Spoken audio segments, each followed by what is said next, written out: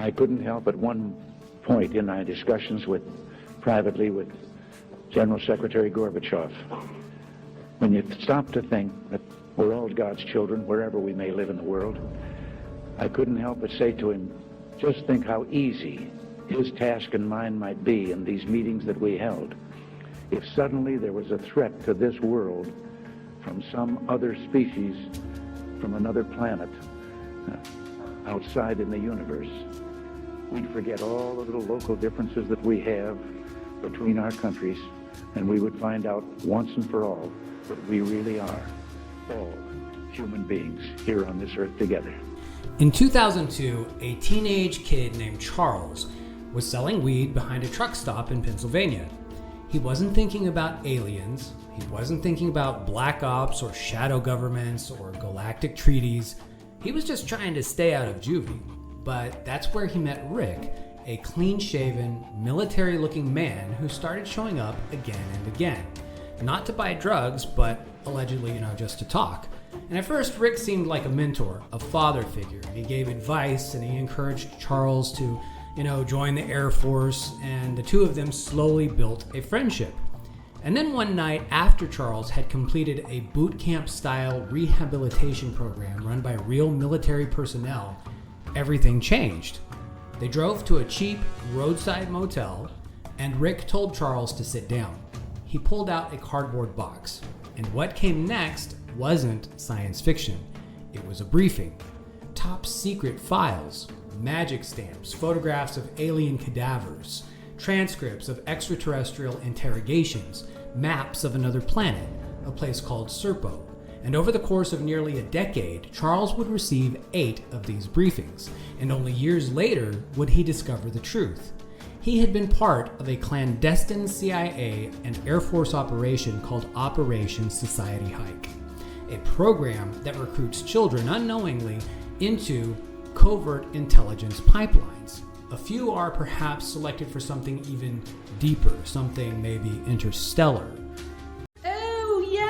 Great recruitment pitch. Join the Air Force, clean some latrines, maybe run a starship. Did he also get a free toaster? Listen, what Charles McNeal describes isn't just some fringe fantasy. It could be the missing context behind many recent headlines about whistleblowers, UAP hearings, and secret programs. According to Charles, the US didn't just reverse engineer alien tech.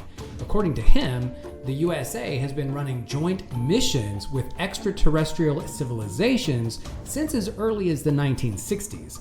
And there's a whole generation of people, abducted, trained, or born off-world, who are living out off-book lives on other planets. And we need to ask, why would anyone come forward with this? Why risk ridicule or worse? After all, there are whistleblowers like Phil Schneider, a 1990s UFO whistleblower who was found dead in Oregon in January 1996. Authorities ruled it suicide by ligature strangulation, but his ex-wife and supporters have long alleged that he was murdered for what he'd been revealing. Or take James V. Forrestal, the first U.S. Secretary of Defense, who died after falling from a 16th floor window at Bethesda Naval Hospital on May 22, 1949. The official Navy inquiry, the Wilcutt's Report, and standard histories conclude suicide while under treatment for severe depression was the cause, yet assassination claims persist, as do rumors of his involvement because of his alleged link to the mysterious group known as the Majestic 12. Now, Charles says that the reason that he came forward is simple, despite the potential risks. And the reason is because the public is being primed, and the story they're about to be told is a lie. So, who exactly is Charles McNeal? He's not a retired general, he's not a famous author, he didn't show up at a congressional hearing in a suit and a tie. He seems to be just like a regular guy, but one with some interesting people vouching for him. And if what he says is true, he's one of the most important whistleblowers in the UFO conversation to date. In the following interview, I spoke to Charles one-on-one. No scripts, no filters, just raw testimony in his own words. And I want you to listen carefully. not just to what he says, but to how he says it. I don't believe that this was a performance. This is a man trying to tell the truth as he understands it, before somebody makes him stop.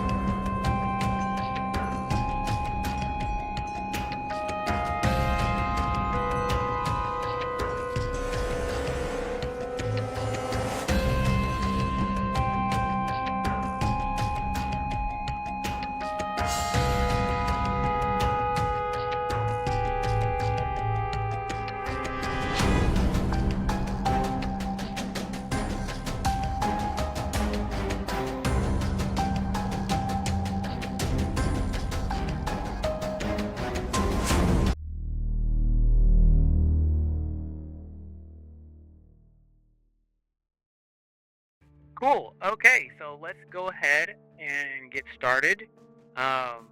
Charles, first of all, thank you so much for choosing to do an interview with me. This is the Watcher Files, and I am just really happy to make your acquaintance in real life. To start off, what I would like to do is kind of set the stage for people who don't know anything about you. I know my audience doesn't have any clue as to who you are or what your story is. So, basically, I know that your name is Charles McNeal, and between the end of January 2003 and the first week of September 2012, you received 8 classified briefings about aliens and UFOs. That's what it says on your X.com profile, right? Now, what I would like to do is basically start at square one. And for somebody who has never heard of you and your story, I'd like you to go ahead and just kind of give some basics and a little bit of background and how that all led up to this whistleblower document that you wrote and that you've got on your website. All right. Well, kind of a main introduction I usually do. My name's Charles McNeal, like you said, and it's a very controversial, highly classified program. It was a joint operation between Air Force Officer Special Investigations Special Projects Branch and CIA. And it's called Operation Society Hike. Participants recruits have no idea that they're even in an operation. And you get recruited as a kid. And the reason why it's highly controversial is because you get shown classified information without any clearance. But the people showing you those files, they're cleared to show you those as part of the operation, and each file gets cleared first. 99% of this, I found this out after coming forward, 99% of the kids that get recruited into this program, they get recruited for like counter-espionage, anti-terrorism, things of that nature, like more terrestrial things. And about 1% get recruited for the secret space program to groom you to become an NPO, a non-terrestrial officer, which you could run your own FOB, FOB, forward operating base out in space, or actually a United States starship like the USS Helen Calder or Vannevar Bush or USS Solar Warden, for those that might have heard that before. It's a real thing. These are real things. This is a real space program, and it's completely secret. It's completely classified, and I had no idea that's what I was a part of. I had a childhood mentor that I met as a knucklehead kid, as a teenager, out selling weed, working at a truck stop. And you can find the full-length story on a link that's on acclimatenow.com. You can go down there and there's a scroll down on the main page and you'll click here and it breaks it down. And it's like 20 something minutes. I'll give you the short version. The short version is I met this guy and he introduced himself as Rick, and not to be confused with Rick Doty. That's not him, although I did know him since I came forward. So he introduced himself as Rick. He never mentioned anything about the subject. It was just, you know, hey, what are you out here doing? Why are you out here messing your life up? You do much better with your life. And I met him at my work at the John Wayne truck stop in Greencastle, Pennsylvania. Right? It's not called that anymore. The Buckhorn restaurant was connected to it. That's really, you know, that's where I was a porter at, like someone who cleans everything and stuff. So anyways, I was just running around, knucklehead kid, like I said, just selling weed, and that's how I met him, trying to sell him something. So that became like a mentorship where he frequented that area as far as going back and forth from, I guess, you know, nowadays I know where, Fort Belvedere in Virginia, where it's an army base that has an extremely large and mostly classified and secretive Air Force intelligence and presence that work with CIA. And that's where Operation Society Hike, as it's actually called, was ran out of, with a special projects branch along with Oregon and working group out of Kirby. So the thing is, I didn't know any of this was happening. I just knew that he frequented the restaurant, frequented the parking lot, and frequented talking to me. So we would talk, and it would never be about this subject. And a month went by, another month goes by, and then he starts getting to the point where, you know, he follows me, you know, or I told him to. He'll follow me up to the house, you know, I'll sit down, and I'll smoke some weed, you drink your water or whatever, we'll sit and we'll talk. And he was like a big brother.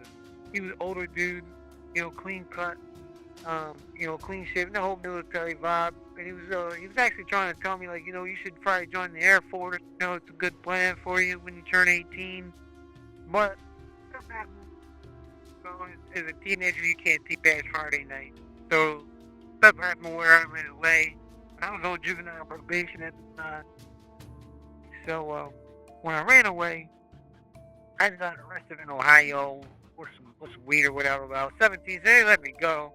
But then my father came out there to get me, helped me fix my car because something happened where I couldn't drive. Anyways, I drove back, checked into my probation, and they said, you know, hey, you caught a charge while you were out. You left the state without permission. You're a juvenile. You can't do that. So they locked me up, and they put me into a detention center. And a month later, I got transferred to what's called Abraxas Leadership Development Program. It's a boot camp for kids, like last stop before your, you know, juvie life type. And it's ran by all active and retired military personnel. Everything from just, you know, brand new, just came out of basic training, waiting to deploy. The hardest special forces commanders you could think of, they worked there in their off time. At least they did in 2002 when this took place.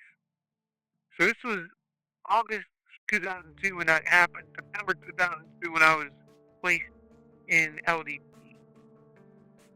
While I was there, I was voted best cadet, phase 1, the first 5 weeks. Most motivated cadet, phase 2, the next 5 weeks. And then I was voted platoon leader for graduation on January 2003 for phase 3. And I marched in front of all the families. I did really well while I was there. So during that last 5 weeks, that's the wilderness phase. You live outside for 5 weeks. And during that, 2 weeks of that, you go on a field out, go on the Appalachian Trail. Well, for the first 10 weeks, I befriended my counselor, because I was one of the older people in there. And I turned 18 while I was in there. His name was Mr. Paul. And he was active Air Force. He was in the early 30s. And so we would talk about stuff we're not even supposed to talk about. You know, smoke weed, girls, stuff like that. I was more of an adult to him. So we were just talking. And then by the time we got to the field out, one night, we're on the Appalachian Trail on top of one of the larger, you know, highest up points, higher elevation points of the Appalachian Trail around that area, around the Gettysburg area of Pennsylvania. And when you're that high, the stars look so much, you know, closer, even though it's just a couple thousand feet. and it's nighttime, it's clear skies, there's snow on the ground from a previous snow, and we're off to the side, the other cadets, they're, they're getting their children with the other staff members. And me and him, like I said, we had that rapport, but he's staring up at these stars, and he looks over at, or he doesn't look over, he walks over at me, and he says, "What do you know about that up there?" While staring up there. And I'm like, "What do you know about what? What are you talking about?" And he said, "Space, what do you know about it?" I said, "Nah, nothing really, what are you talking about?" And he started telling me a lot of stuff. He got into like ancient times and stuff, and I was just listening, not really believing anything. And then he took a sip of his thermos, and then he got real specific. And he told me about a classified Air Force program, an exchange program that even to this day people think is fake, but he's telling me about it. And I wasn't believing any of it, but he told me the details of it, But anyways, after that, we went over to the chili, ate our chili, went to sleep. We finished our field op over the next few days, graduated January 7th, I went home, boom. I'm home a few days, maybe a week, and I see Serpo goes down and it's my mentor. So I go over to him, "Hey man, what's up?" He's like, "Hey, get in." I get in, we drive up to South Elementary on Spring Road Park, because he knows that, after school hours, that's where we play ball at, that's where people chill, so. And he knew that from being around me, so he pulled over so we could talk, mentor type stuff. He's like, "Hey, well, he was a juvie, so I couldn't really get too much information on it. I mean, without pressing it, I didn't want to press the issue, so I figured I'd just wait. I did get alerted that you got released, so what's going on, man? How you doing? Did you learn anything?" So I thought I'd be a smartass and be like, "Yo, I learned that your Air Force sent 12 soldiers to live on another planet back in the 1960s, and it was called Project Crystal Night. And his old ass got young real quick, and he grabbed a hold of my front of my Echo bubble, pinned me down between the door and the passenger seat. And he cussed at me for the first time ever, and he said, 'Who the fuck told you that?' Very serious face. And that's the moment that I realized, oh shit, this is real. This is actually real. And anybody that knew me as a teenager knew how wild I was, so if I allowed this man to put his hands on me like that, without fighting him, without doing something to him, that means not only did I have a lot of respect for this man, but I realized the situation was different. And so I kind of panicked and, sat there for a minute. I told him, "Mr. Paul, Air Force Council, stuff like that." He let me go. He sat up. He did something else I never seen him do. He smoked a cigarette. Never to a clove, like a switch to sweet type thing. Never seen him do it before. Down to the filter thing. Put it in, out the window or in the ashtray, I can't remember. He stood at the windshield the whole time he was doing it. Then he apologized. Put his hands on the front of my coat, told me to sit up, I sat up. Cause I stayed down there though. I didn't know he was gonna shoot me or what, it was gonna happen. And, so he said, "What do you think about what you learned?" I said, "Man, it's fascinating and all that, I'd love to know more, but I know I can't, so just forget I even said anything. Just take me home." So he took me home, quiet, most awkward ride I've ever had. I'm thinking to myself, is he gonna try to hit me with the car? Is he gonna try to, whack me? What's going on? So as we pull in, I go to get out to get everybody home, and I thought this is it. But instead he said, "Look, I'll be in touch." I said, "Okay, sure." And I got out of there. I went inside, he drove off, and my adrenaline, like, the adrenaline you get when you're in a fight as a kid, that's what I was. I was shaking. And I went upstairs, my Aunt Vicky, as I'm going up the steps, she's like, "Hey, are you okay?" I'm like, "No, I'm good. That was just a friend." And I couldn't sleep for days. It was about a week and a half later, towards the end of January, I'm on ITQ on the desktop computer back in the day, and I remember talking to some people and some girls in the computer screen I'm facing. The back of it's facing the window that looks down towards the mailbox, so I can see all the cars. And there's a different color, darker color sedan with tinted windows that pull in and beep the horn. And I just knew it was him. So I put my coat on, my shoes on and stuff, turned ITQ off, and I went down there. And I got in, and he said, "Hey, as we're driving down Social Island Road towards Route 11, he said, 'Hey, will you start out, wanting to know more?' And I said, 'Well, yeah, but I can't, so just forget it, just forget it.' And he said, 'Well, what if I told you I would tell you more. Would you give me your word as a man? You would never say anything to anyone. And I said, yeah, I gave you my word. He said, no, I mean your word as a man. You're big on that stuff. So I said, yeah, of course I would. He said, okay, sit back. I gave you my word as a man. He said, all right, sit back. So I sat back and we drove down till we got to Route 11 and crossed Orchard Drive up to Route 30, up to Interstate 81. Then I got off the exit of Rookaway, east, which is Route 30, and we went all the way through to Fayetteville, Pennsylvania. And I think it's called the Motel. I can't remember, but it's Cat Colonies from the Flamingo Restaurant. It was a one-floor hotel, keys still, all that stuff, no cards. And we pull into the door. We don't pull into like the lobby or anything. He pulls into the door, like he already had one. And he looks at me and says, listen, I unlock this door, take steps in and stop. I'm thinking to myself, I'm about to get whacked. So I do, and it's dark.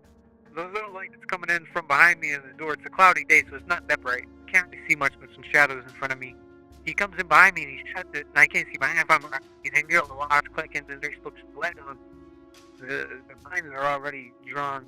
And now I see why he told me that, because one of the chairs is facing the bed, and it's right there in front of me. If I kept moving, walking in the room, I'd have tripped over. And the back of it's facing the TV, and the front of it's facing the bed. And he gets in there, puts his keys down, and he points at, he gets right to it. He points at a Sheetz gas station back on the bed, and he said, look, if you need some snacks, there's a bag if you need some snacks right there. Put it at an equal cool, pushed up against the side and bottom of the bed. It says, if you need some refreshments, some drink, they're right there. They pulled it right. Whatever. If you need to use the bathroom break, it's right there. Make sure that you're ready. I said, yeah, I'm ready to take a seat. So I sat down in the chair that's facing the bed. And he said, what you're about to receive is called a briefing. And he went to the table. There was cardboard boxes with cardboard lids. And he pulled out one link of file. When he's spreading them out on the bed, and then I see top secret, code word, SCW, I see magic that is only still with a J. I see all these things getting spread out, and these are enemy files, and I'm looking at them and reading them, that he's giving me a verbal briefing on what I'm seeing and what I'm reading. And I'm seeing transcripts from Ronald Reagan's briefings in 1981 from something called the Caretaker, for Information, the CIA, and the transcripts of that. And later on, a few years later, it got leaked, I think in 07, and only some of it got leaked. I thought hundreds of pages, maybe a dozen or so got leaked now to this day, but it's really the real briefing, and they have it on audio cassette tape at the DIA and at the Pentagon. But anyways, it's on 54 cassette tapes, and I'm reading the briefing, and then you also have pictures of the Kindling craft, pictures of Roswell craft, photos of the yeah, wait, like that. And then you have pictures of cadavers, pictures of live aliens, reading transcripts of interrogations from ETE-1, which is the Rajastar system civilization. And I'm reading all of this stuff, and I'm getting briefed on all these things. I'm looking at pictures of bugs that they brought back from the planet that they did with the exchange program, and how that was called different things. Project Crystal Knight to the DIA. I'm looking at that file number with the file report itself is over 3,000 pages. It's huge. And got Carl Sagan's signature on it. He's one of the signatories on it. Back in 1980 is when they finished it. It started in 1978 when they got back on August 18th of 78. And I'm looking at all this stuff, and I'm just amazed. I'm just blown away that these are real classified files. And then I'm looking at Majestic 12 staff documents they call Special Operations Manuals with the War Office stamp from the Pentagon. Right on the bottom, where it's just compartmentalized Majestic information, and got Magic Eyes only. And then I found out a little bit later in a different briefing, because it became 8 of these, what Magic actually stood for. It stands for Military and Joint Intelligence Committee. and it's a committee that was formed by the Majestic 12 Group in 1954 to infiltrate the United Nations Security Council and world events. That's why everything going on you see today is being done on purpose. Anyways, that's the whole. We'll get to that. But the point is, this is one briefing, and this turned into 8 briefings. Now, I didn't know that this was part of Operation Society. I had no idea. I didn't get recruited for something after I revealed to him that I knew classified information about the subject. I didn't know that. I thought this was my mentor who had given me illegal briefings that he was not cleared to do because he finally had somebody he could share with. That's what I thought the entire time until I came forward and my Air Force intelligence officer came forward as well as part of the advanced working group to this day and told everybody what part it was, what it was part of, and stuff like that. So, hold on one second. So, I'm telling you, at the end of the day, this whole thing, I didn't even know was taking place. I had no idea. And Operation Society, I think, is what it turned out to be. And it's OSI and CIA joint operation headed by the OSI and OSI office. And if you don't do code work, you're not even going to be able, or at least perhaps you guys only clearance or protected clearance, you're not going to be able to even find this operation. You have to get that first in order the information, because a FOIA is not going to work. It's not. I highly doubt that would get you anything. If it does, it's probably all going to be blacked out, or just talk about the counter-espionage section, completely redacted and stuff like that. Not going to give you this is a whole different section to it. So, believe it or not, that was the short version of how I know what I know and how that be. Okay, so what exactly is OSI? For like you threw out some acronyms throughout the story that you were telling, and like for people who don't know, what is OSI? What is Operation Society Hike? I understand, like, you kind of went over, like, it's the program that you were being inducted into, right? But is that program still in effect? Like, is it still going on today, or do you know anything about that? I don't know if it's still going on today or not. I'm sure it probably is. It would not be able to be found. I don't know. Even if it is, I don't know if it's still around at Fort Bravo. It probably would be, along with Kirkland and a few other places. I can tell you, OSI stands for Office of Special Investigations, which is Air Force Intelligence, and they answered under the DIA, the Defense Intelligence Agency, that answers to the Defense Department and the Pentagon. It's one of the only intelligence services that answers straight to the Defense Department, if not the only one, I believe. And they have the authority to actually arrest people and everything. It's a real intelligence agency. And they usually they utilize counter-espionage works, deception operations for other countries and things of that nature. And they stage fake alien events sometimes. And I know of a few of those they did to try to convince people to stop,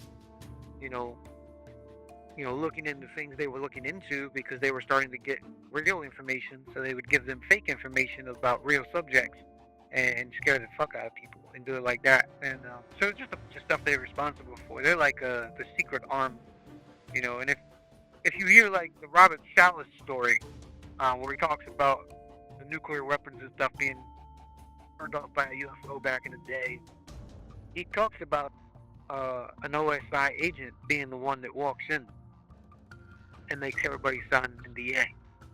That's what they do. They oversee pretty much all this stuff. And as far as like on a military level.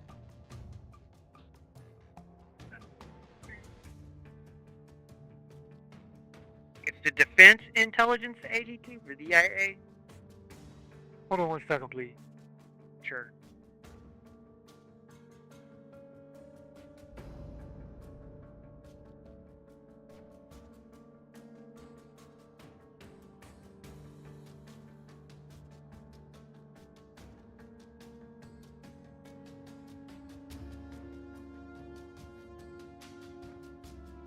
I'm back. Okay.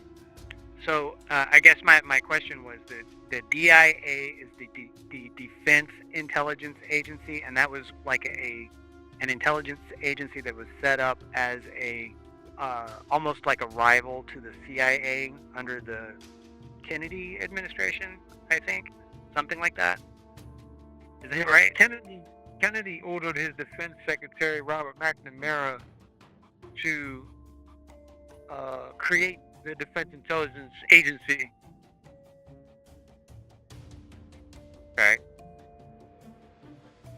As part of, basically to rival the CIA so they could regain control back over the Majestic 12 group. That's what it was about. Okay. Now, you have kind of gone out of your way, not to stay anonymous.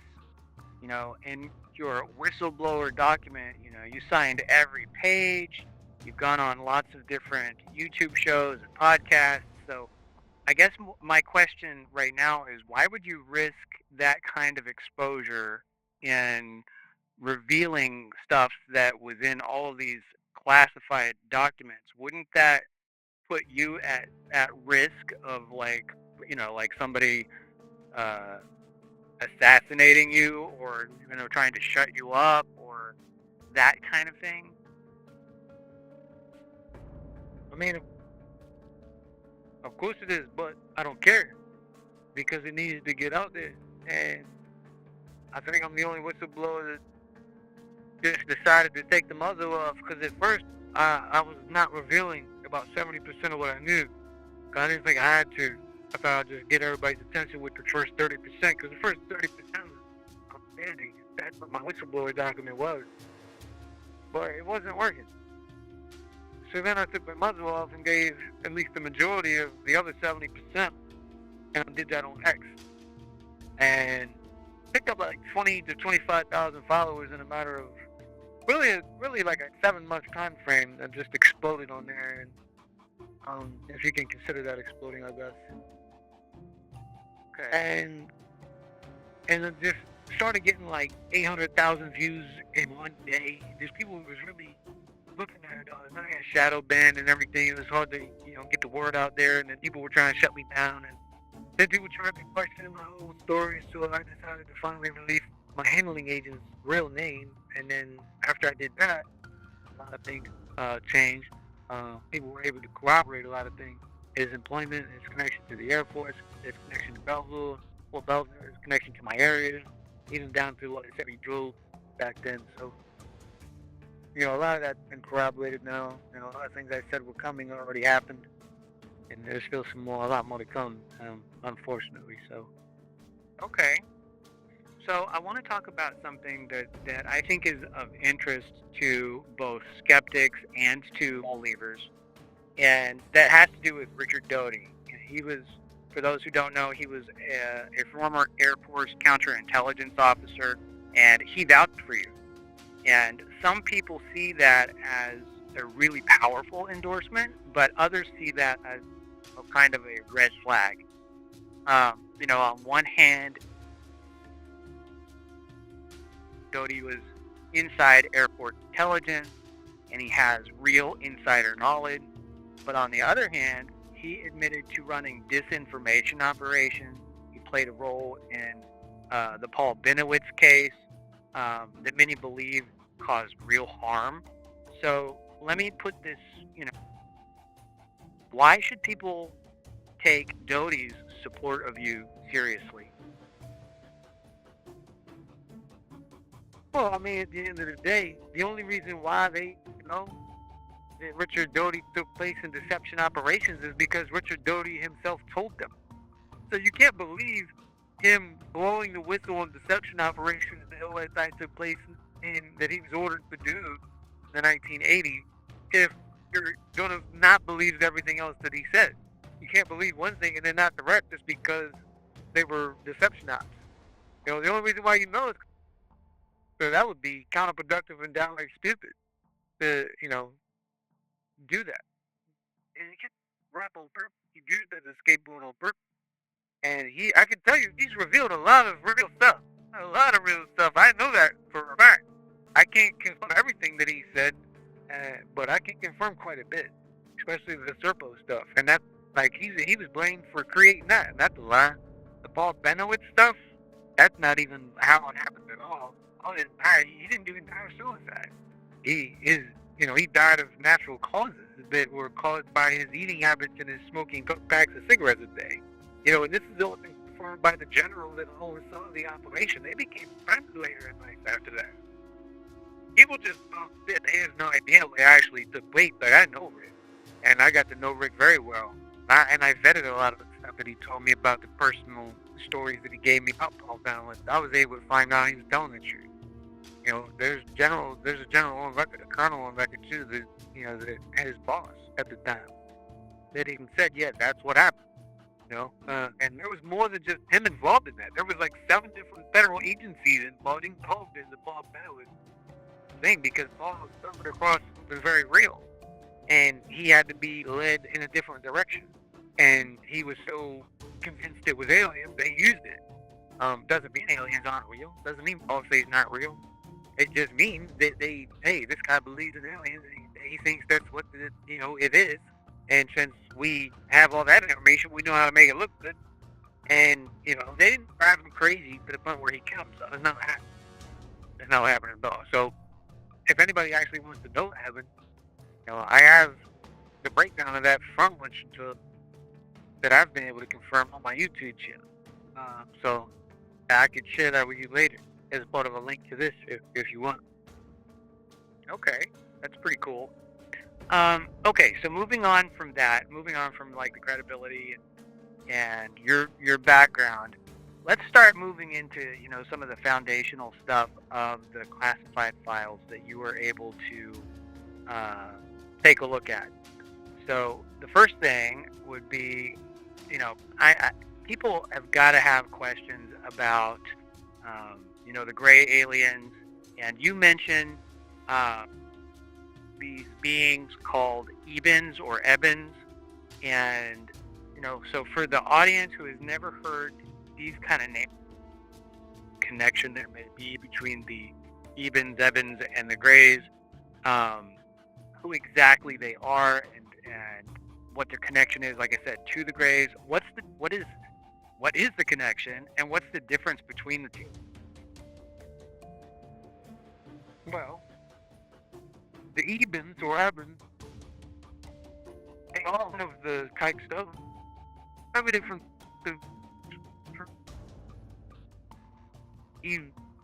module star system type A, type B, type C, and D are found skin. ETE type or ETE2, which is from the Zeta Reticuli star system, which are the EBENs, type A, type B, type C, type D. But then you have ETE3, which is from an unknown star system that are fully biomechanical, have no consciousness whatsoever. They're the ones that participate in the main, I do say the main, it's not the only one, but the main hybridization program, not to infiltrate us, but, to make a new species to infiltrate their own society so they can, implement consciousness into their own, conscious civilization or unconscious civilization.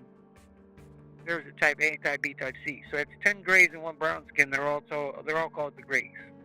And 3 different stars, the EBENs. They get that. That's a nickname that we gave them. Now, I've been the only person that's ever revealed this, ever. You will not be able to find this anywhere else. Not leaked. A lot of stuff I say you can find is leaked and stuff. And then I just expand upon it, tell you what's real, tell you what's not, fix it, get the disinformation out and connect it. This has never been.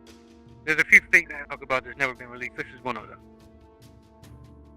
What has been released is the survivor from Roswell was designated EBE1, or EBE, right? But in past tense, in the documents, in the classified files, there's a 1 there now, because we encountered more. So he had to be listed as number 1. So EBE as in Echo, Bravo, Echo, number 1.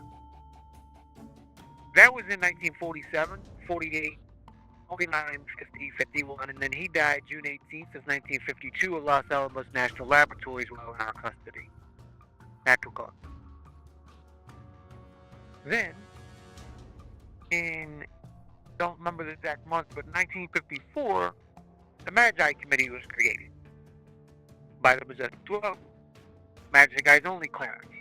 During the same time, they reclassified all of these species because we came into so many by then, they needed a different classification. So then we classified them by star system and order of first contact.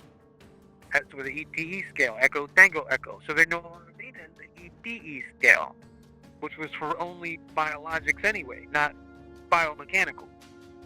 And ETE1 and ETE3 are biomechanical. One with consciousness, one without.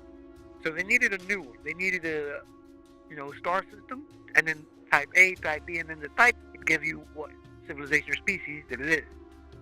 So when they no longer needed the EDE scale, the Roswell species were the ones that the ones it was created for. We ended up eventually calling them the EBENs because it was an acronym that became almost poetic. So extraterrestrial biological entity, number 1, number 2, number 3, right? So then the word number became the letter N at the end of the 3-letter acronym. So now it's the 4-letter acronym that now reads EBEN. So since we no longer needed that designation, that classification, with the now had the ETE scale, that became the nickname for just that one species, the EBEN, and that's how we started calling them that in the classified files. And that's how it got leaked. And everybody that it got leaked to on the internet and all these, they think that's the real name of this species, and it's not. That's just our intelligence nickname that we gave them because of an acronym that we gave them because we love our fucking acronyms within our government, and that's how time ago where it came from. Awesome. So do you happen to know what the real name for the species is, like what they call themselves? Yeah, well, they speak in a musical tone type of language. It's the vibrational language, but they can speak English, and when it's translated to English, it's Serponian, because the planet they call home now, not the original planet, but it's called Serpo in English, Serpo. And we actually gave it an acronym. I forget, I'd have to look at my notes, and I don't have those available, but we gave Serpo an acronym. It's like something like special extraterrestrial planet. Can't remember how, but it's an acronym that we gave it for the actual Project Serpo, Project Crystal May, and that's where we got it from, because they translated it with their language to tell us what it sounds like in English with Serpo.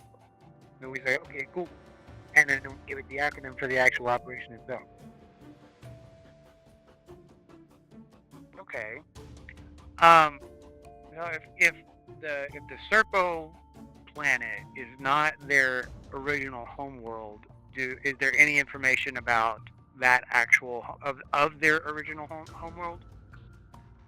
There was another planet in the Zeta Reticuli star system. I don't know if it was Zeta 1 or Zeta 2, but it became extremely volcanic and unlivable. And so they had to leave. And they left another planet that was habitable within their own, binary star system. And that's the 4th planet out around Zeta Reticuli 2 star system. That's not charted on any type of, astronomical maps that you'll find for science. But they're there. There's 7 planets surrounding Zeta 2. And I believe Zeta 11 around Zeta 1. I know. And the 4th planet out around Zeta 2 is planet Serpo, and it's just like Earth. And in fact, there's a little area that it's now an American city, a colony even. It started off as just a base camp in the northern hemisphere, quadrant 1, as they mapped it, Q1, where it looks like Montana, with the mountains in the background.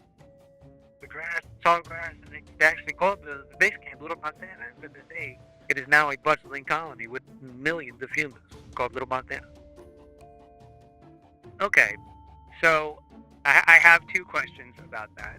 You said that none of the planets in the Zeta Reticuli star system are on any star maps, and none of like our astronomical or our astronomy, the science of astronomy, doesn't recognize any planets in that star system at all right now. So number one, my question would be, if there are exoplanets in that star system, and we're able to, we're finding exoplanets all over the galaxy right now, why haven't there been any, science papers about these exoplanets in the Zeta Reticuli star system? Why isn't anybody talking about this if there really are, 11 planets around Zeta Reticuli 1 and at least 4 in Zeta Reticuli 2? Controlled release. So with anything that they don't either plan for or contain, including congressional hearings, scientific papers. The Magi Committee controls all that. That's what it's formed for. It controls all those things worldwide. You can't even point the James Webb Telescope in an area that it's not approved or planned out.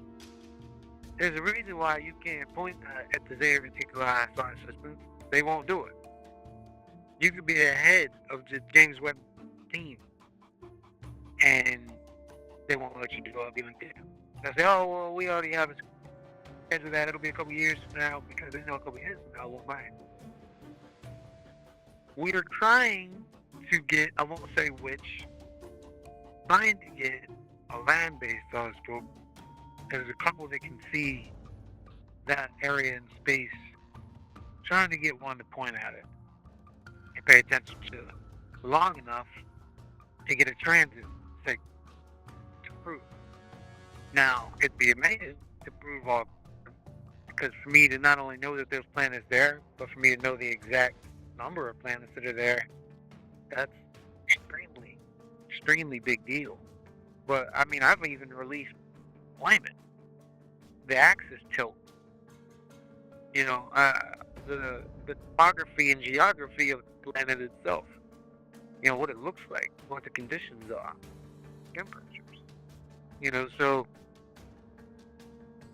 these things could be verified if we could point certain instruments like the James Webb, at this exact planet, and we could get it closer. That's only 38.42 light years away. That planet, it's rather close, and relatively speaking. But Project Mockingbird is your answer. That's why they've used the Magi Committee to infiltrate media, now social media, scientific and academic communities. You have disinformation agents that are criminals to shoot down everything you can that get recruited, things like that, like Carl Sagan. Carl Sagan took over the disinformation campaign when Dr. Mengele. So, I mean, he went from being pro UFO and pro alien to all of a sudden saying we have absolutely no hold away on everybody that still came out with the movie or the book Contact. Because it's control committee. And it's all part of their plan, it's all part of their, it's not like some secret society, it's a classified group of people that no one's allowed to know about. Okay, so another question that I would have is, I know tons of people who are, like super geeks, Star Trek people, Star Wars people, people who just love science fiction or adventure in general, who, if any of this was proven to be true, they'd be like, sign me up. I want to be part of this space program. I want to another planet. I want to be able to explore. But if all of this stuff is like super secret, how would it, like, if somebody wanted to, how would they get themselves involved? Would there be a way somebody could get themselves involved to the point where they could actually become part of that secret space program, or is that something that that is science fiction? You're not getting in unless they choose you, kind of thing. I mean, but yeah, that's something you get recruited for. It's not something you can sign up for. At least not like, you will be able to. Starting probably in 2028. For those that are left, there won't be a secret space program anymore. It'll be our will out in the open space program. But yeah, I mean, there's no time for it now. But if somebody was going to, they'd have to become of the Air Force. Get into Air Force intelligence if you could. Or just Air Force, become a pilot, make a name for yourself. Always speak about the subject to your superiors until the right one hears you. See that you take it serious, but also see that you can keep your mouth shut. You can be trusted. When they give you orders that make no sense, follow them anyway because they're testing you. Do stuff like that. And you'll get recruited into something that's like a lead up to it. It'll take you a while. You have to keep proving yourself. Sometimes you have exceptions to the rule, like Operation Society and me, extremely unique. One like Bob Lazar. He got recruited from Los Alamos, where he definitely works, by the way. And he got a fast track because they needed somebody that thought outside the box, but had the intelligence and the know-how with that subject. Bob Lazar didn't even believe in UFOs when he worked at Los Alamos. That was very clear. He had co-workers that came forward and said that. But I saw his name in a classified document from 1995, the Special Operations Manual, threat assessment level. See who was directing their plan, and he was at the bottom of the book by then, but he was on it. And, I know fact things he said are true. I know that. I even know way more than he knew. The containers thing he says, that's just one species that causes that. That's ETU-1. There's way more than what he knows. The reason why he was brought in, real quick, I just want to say, the reason why he was brought in is because they didn't tell him that they already mastered anti-gravity repulsion, or that they knew how these things work. They wanted to see, is there anything else we can do with this? Is there any other way we can do this? And when they were making by his mind, that he always thought of new shit, do with stuff they thought they already knew speak of. So they brought him in. Said, look, we don't know how that works. Figure it out. And after 9 months of messing with it, he had that cascade that happens to everybody. Look, if this is real and we have this, that we don't need gas, we don't need fuel, we don't need regular combustion, we don't need jet fuel, we don't need, wait a minute, that means all the economy is completely different, poverty is over with. You get this domino effect. And then it comes down to, do you have the empathy or not? And he did. Came forward and got eviscerated for it. So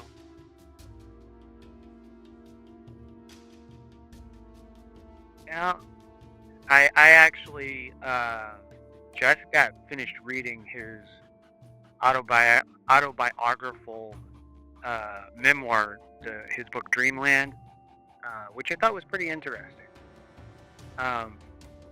Okay, but let's see. Oh, I'm sorry, say that again? no, I was just saying I never read it. I don't even know if I heard about that Dreamland. But check it out. It's called. Yeah, it's pretty good. For me it was a little bit dry, and it took me a little while to actually get through the whole book. But once I did, I was glad that I read it. And he's more of a nuts and bolts type guy. He just gets straight to it, like out of facts. Not really trying to eat anybody, so I can see why it was dry. Okay, one last question about the planet Serpo before we move on, and that is, you said that there is this little Montana or something like that. which is a colony, or it started off as a colony, and that's like a bustling American city on the planet. If we have here a secret space program, but there's like thousands, tens of thousands of humans living on this planet among the EBE1s or EBENs or whatever, like, were those people born there, or were they transported there, and over what amount of time? And why doesn't anybody seem to think that they're missing? Well, the majority of people that are out there in these forward operating bases and all these colonies, because we're way more than that. That's just our first one and our largest one. Yeah, we're all over the star system. We're all over the place. And the majority of them now, they're born out there. And then the ones that weren't born out there were abducted when they were kids. And they are reported missing. You have millions of them reported missing while they're dead. And they never come back. That's where they went. Not all of them, of course. I would say a good 85-90% of them are just the dark side of humanity, doing crazy shit to each other. But a good about 10 or 15% end up going into the stuff like that. Humans that disappear, like grown up that disappear. A lot of that abductions that are used to, that are not part of the catch and release thing. Now, this was during the 70-year deal. That ran out last September, but during that, a certain amount of humans were allowed to be abducted per year by a certain species, and they were allowed and authorized to operate in certain areas over 70 years in exchange for all the best technologies that we cherry-picked from all these civilizations, along with everything we've reverse engineered on our own with their help, with their, and I mean, we're just advanced as any species out there. There's no way any species have more advanced than us. We're in a lot more advanced than us, but we're equals is what I'm saying. People don't, that's where everybody gets it wrong. They're like, well, if they were here, they could just annihilate us. No, they could. No, they could. Not now. They could have then, and they chose not to. And then they could have.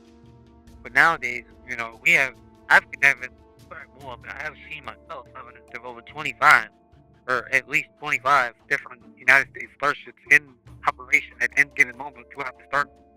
I can even tell you how they work down to the science of, everything. I know how wormholes that are called time tunnels, how they work, how long, like, you gotta stay in them things for a while, like how UFOs work, how they operate without, killing or injuring the occupants inside, stuff like that. Like, I know about that now. I don't know how it works. There's a point where somebody gonna have to listen to what I say and try to replicate something and make a simulator out of it, or even an actual video. Okay, so the next question that I would have then is, if we have all of these starships and that kind of stuff, engineering technology that has been given to us, or that we have recovered from crashed ships, alien ships, I think one of the things that would interest me to know would be, how do we know that the stuff that we've been given, or that we have recovered, isn't the equivalent of their trash, or like trinkets or stuff that they would give to their kids, and they actually have stuff that's just like light years beyond what we've engineered? It would be like, the comparison would be like in the old, in the 1800s, when the American Army went to the Native Americans and they were trading trinkets for, that meant very little to the American Army, for land, which was considered super duper valuable, but to the Native Americans, these trinkets, they thought it was like, oh wow, super amazing stuff. But to the Army guys, it was like, this is, they're basically laughing at the Native Americans while they're giving it to them. So how do we know the same thing isn't going on with the technology that we have recovered, or that has been given to us? But question, good question. I've actually never been asked that before, because we're a part of it now. We've been out there with them. We've been on their planets. We've been on their ships. We've been they're capable of doing. I've read 2 instances where we actually was in battle with them on board their craft once, on board our craft once. Um, Specifically the Galactic Federation of Light. And it wasn't something large, some Star Wars battle, but it was combat, and we got to see the epitome of what they had, and we had the equivalent. And you have to also understand that example you gave was something that we would do. Why would we do that? Because we're fucked up people. The majority of civilizations out there are not fucked up like we are. Like, it doesn't cross their mind to deceive you because it's not in their way. There's a few, of course, but even the ones that want harm to you, they want you to know it. They're not about all the deception and lies. There's a few out there, sure. Our creators are one of them. That's where we get it from. And there's a few others. But we're very rare. We are an extremely rare species. Our whole... Look what we're doing now. Podcast. Don't do that. Like, they don't do that on other places. Like, Hollywood. Actors and actresses being revered and portraying different characters for other people's entertainment. That's not a thing. That's our thing. That's something we do. We're very creative. And, like, for instance, the EBENs, they don't even have a crime rate because it doesn't cross the mind to do something to one another. That's where they're the ones that wrote the New Testament. Or that's why all it changed straight to the, turn the other cheek stuff. That's where they got it from. It's from them, because they're the most benevolent species in the known galaxy. They talk about Roswell species being a potential threat to national security. Don't listen to that narrative. That's just convince you aliens are a threat. When they do what they do, you believe it.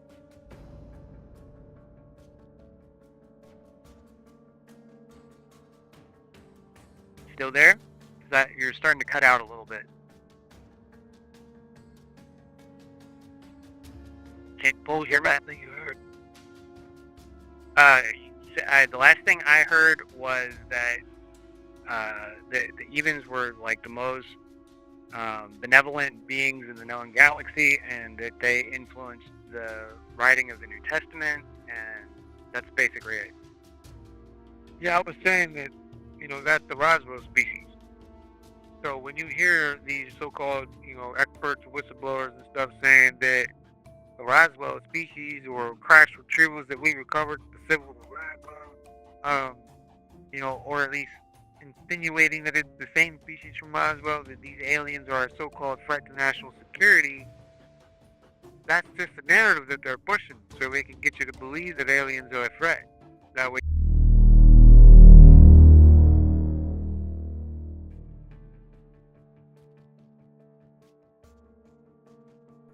We have just heard Charles McNeal's claims.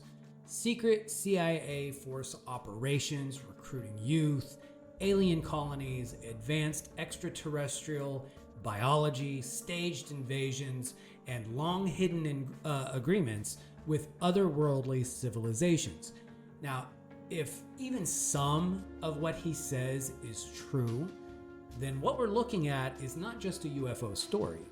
It's a paradigm shift. And right now, I feel it's worth asking what all this would mean if Charles is telling the truth. First, there is the nature of truth, secrecy, and power. The very idea that a small group of individuals within the US and, perhaps within world governments such as Russia and China, that they could hoard knowledge of cosmic import, alien biology, starships, colonization, means that public reality is being managed, and that should really insult you. Secondly, there are questions about identity and human destiny. If humans are being abducted or born off-world in alien colonies, then the scope of who we are, as a species, it becomes far greater or more fragmented than we've ever assumed. Thirdly, there are questions of technology and cosmic ethics. The staged alien invasion narrative raises gigantic questions of deception, fear management, psychological warfare. What part of societal structure is built on controlling belief rather than truth? With that in mind, I'll withhold my personal thoughts until the end of part 2, which is coming soon. Now, I believe even if every detail of Charles's account is not verifiable, the shape of what he says demands serious spiritual and political attention, because the kinds of claims, alien contact, secret operations, missing people, cosmic deception, are not new in the Judeo-Christian tradition when viewed through a lens that removes overly pious commentaries by people steeped in Greek rationalism. Either way, I feel everyone, atheist, agnostic, or believer of one kind or another, must cultivate discernment, not gullible belief, but serious examination. No idea should be ignored or thrown out with the bathwater.